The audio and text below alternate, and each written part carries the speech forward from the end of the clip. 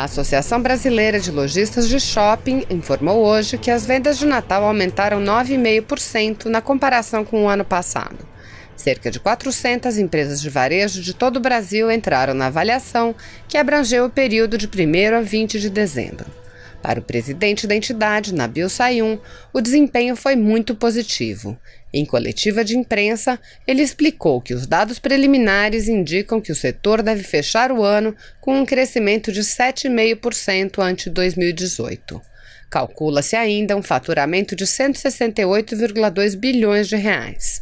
Como explicou Sayum, os valores podem apresentar na versão final do relatório pouca variação para cima ou para baixo, de modo que já se pode considerá-los bem definidos. Os ganhos alcançados, avaliou o presidente da entidade, são fruto de uma confluência de fatores. Como exemplo, Sayum citou a conversão do 13º salário na economia, que, conforme previu o Departamento Intersindical de Estatística e Estudos Socioeconômicos, movimentaria 214 bilhões de reais na economia este ano. Para ele, a liberação do Fundo de Garantia por Tempo de Serviço e a taxa básica de juros Selic, definida em 4,5% ao ano, também contribuíram para os resultados. Na véspera da data festiva, muitos clientes também optaram por adquirir mercadorias acessando sites a partir de um clique. Com isso, o comércio eletrônico registrou um crescimento de 15% no faturamento, obtido sobretudo devido às vendas feitas por clientes novos, isto é, que adotaram essa forma recentemente e através de smartphones em vez de computadores. Em média, os consumidores do e-commerce gastaram R$ 447, o que resultou em um montante de 61,2 bilhões para o setor. Alguns itens foram mais comprados ao longo deste ano, como produtos de perfumaria e cosméticos, 9,5%, e óculos, bijuterias e acessórios, 9%. Peças de vestuário masculino e feminino tiveram uma alta de 5%. A expectativa é de que a intensidade no movimento dos shoppings não diminua nos próximos dias. Segundo Sayum, a tendência de o fluxo se manter se deve ao fato de que muitos clientes vão efetuar trocas e buscar roupas brancas para comemorar o Réveillon. E muitas famílias deixam de comprar e aguardam a liquidação.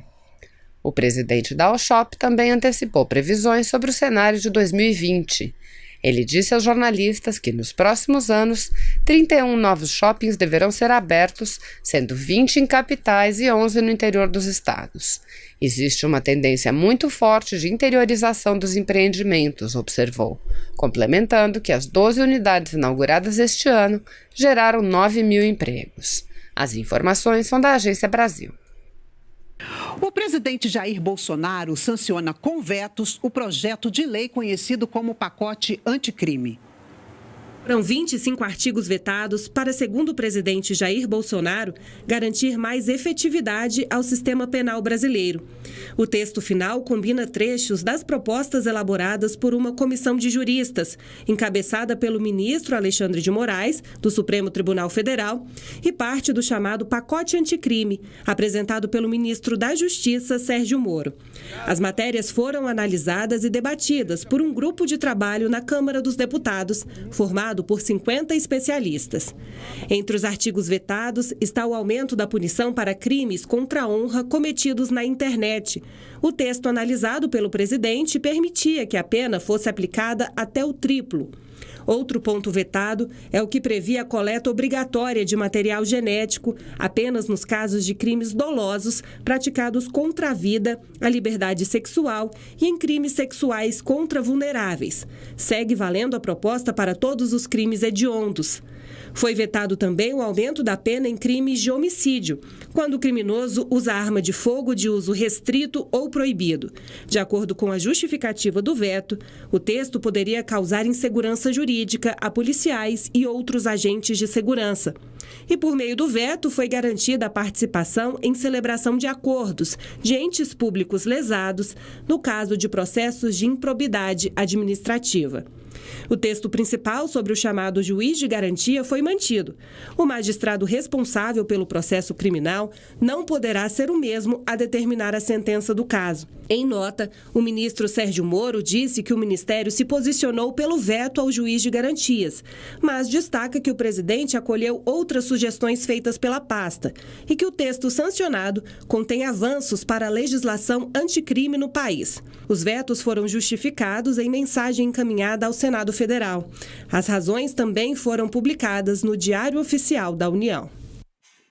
Vamos agora até o Palácio do Planalto. Quem está lá é a repórter Selma Dias, que tem mais informações sobre a medida provisória que trata da escolha dos reitores de universidades e institutos federais.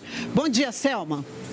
Oi, Mara, bom dia para você, para todo mundo. Olha, a decisão final sobre a escolha dos nomes dos reitores das universidades e institutos federais continua sendo uma prerrogativa do presidente da República, que faz isso por meio do ministro da Educação. Mas essas instituições precisam apresentar uma lista, com 3 nomes indicados. Essa MP vem para alterar, então, as regras de escolha dessa lista tríplice. Funciona da seguinte forma: as instituições fazem ali eleições internas e a opinião dos professores passa a ter peso de 70%, já dos servidores técnicos e também dos estudantes, 15% cada um. Antes dessa medida provisória, esses votos obedeciam à paridade, ou seja, tinham ali o mesmo peso. Eu lembro que os reitores são escolhidos para mandatos de 4 anos, proibida a recondução. Essa medida provisória já está em vigor, mas ela precisa ser aprovada pelo Congresso Nacional em até 120 dias para não perder a validade. Mara, eu volto com você. Obrigada pelas suas informações, Selma. No ano em que o Brasil passou por desastres ambientais, como o rompimento da barragem em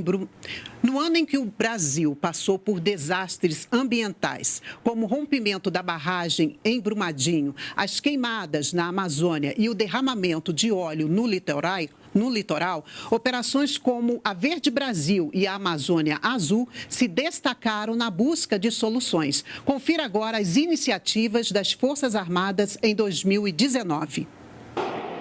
Prontos para qualquer missão, em qualquer dia e a qualquer hora. E não houve folga em 2019. Além das tarefas de rotina, os militares das Forças Armadas tiveram bastante trabalho neste ano. Na Amazônia, apagaram incêndio. No mar, recolheram o óleo que chegava ao litoral nordestino. A Operação Verde Brasil, os números falam por si. O que nós começamos a enfrentar em agosto desse ano, em questão das queimadas, o resultado em setembro e em outubro já foram muito efetivos. Então, os números mostram isso aí. A Marinha, com a ajuda do Exército, da Força Aérea, na Operação Amazônia Azul, também deram uma resposta imediata e efetiva. Estão dando, porque ela está em curso ainda. Na Operação Verde Brasil, entre agosto e outubro, quase 10 mil pessoas, entre militares e integrantes de agências municipais, estaduais e federais, combateram mais de 1.800 focos de incêndio na Amazônia. Enquanto a situação na região norte era normalizada, surgiram os primeiros resíduos de óleo no litoral brasileiro. Em um esforço conjunto, Marinha e Aeronáutica empregaram navios e aeronaves na missão de limpar as praias e investigar a origem dos vazamentos. O papel das Forças Armadas no Brasil cresceu muito. E não foi por acaso.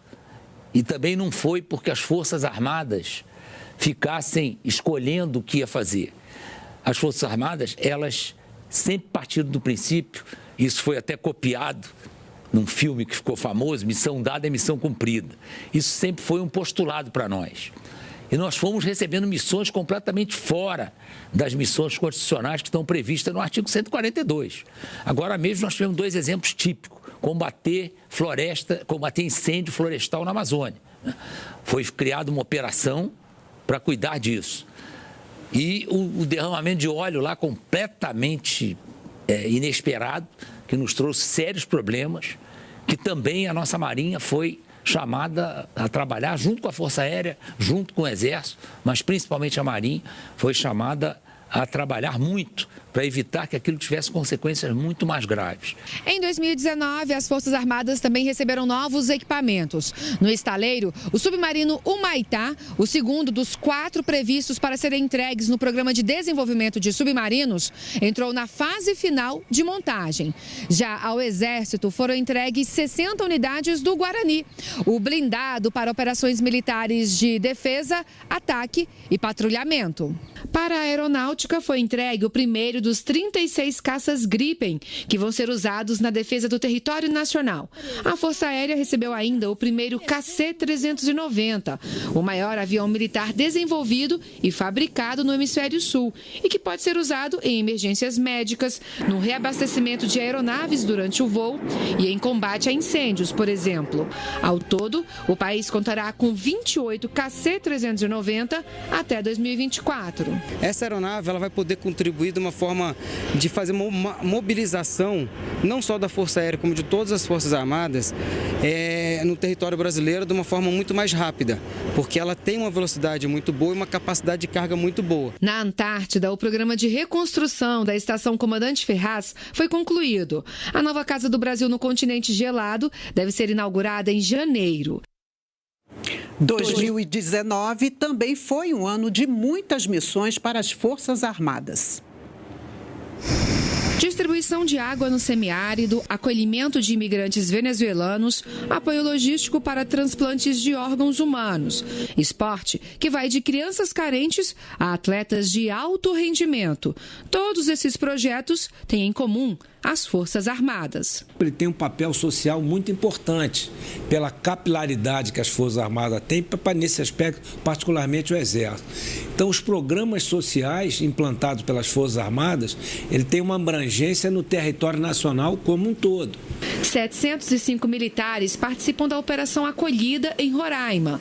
Eles são responsáveis pela logística da Força-Tarefa, que recebe e distribui pelos estados brasileiros venezuelanos fugidos da crise no país vizinho. Desde 2017, mais de 210 mil solicitaram refúgio ou residência no Brasil. A Polícia Federal faz o processo migratório em Pacaraima. Os protocolos, tanto por refúgio ou por residência, já saem prontos. O CPF já sai retirado. E, em alguns casos, a carteira de trabalho. Então, quando esse venezuelana, quando esse cidadão chega, ele chega sem nada. E quando ele parte de Pacaraima já para Boa Vista, para um abrigamento ou para trânsito, ele já está totalmente regularizado. Há 20 anos, em uma outra frente de atuação, o Exército realiza a Operação Carro-Pipa, que leva água potável para os moradores das áreas mais secas do país. Todo mês, cerca de 1.700.000 pessoas são atendidas em aproximadamente 500 municípios do Nordeste e do Norte de Minas Gerais. Maura, que mora na área rural de Petrolina, em Pernambuco, é uma das contempladas. Foi bom porque o Exército agora está botando água, né, para nós, que era ruim antigamente, difícil de água, nós comprava. Era difícil, mas só que, graças a Deus, como eles apareceram agora, né, tem água para poder nós beber, né, cozinhar. No esporte, as Forças Armadas também marcam presença. O programa Forças do Esporte atende jovens carentes no horário contrário ao das aulas. As atividades acontecem nas instalações militares. Já o projeto João do Pulo oferece atividades esportivas para crianças e adolescentes com deficiência. Tem ainda o programa de atletas de alto rendimento das Forças Armadas. Este ano, os militares retornaram dos 7º Jogos Mundiais Militares da China, na 3ª colocação geral, entre 109 países, com 88 medalhas. E se o assunto é saúde, também tem militar na área. A Força Aérea Brasileira mantém uma aeronave disponível 24 horas por dia para o transporte de órgãos para transplante. Em 2019, a FAB transportou mais de 120 órgãos. A Força Aérea, ela leva aí a possibilidade de salvar vidas o transporte de órgãos para serem implantados, né? Então isso aí é muito bom, é mais uma contribuição que as Forças Armadas, nesse caso a Força Aérea, dão aí ao país. trazer a ciência para perto da população. Esse é o objetivo do programa Ciência Pop.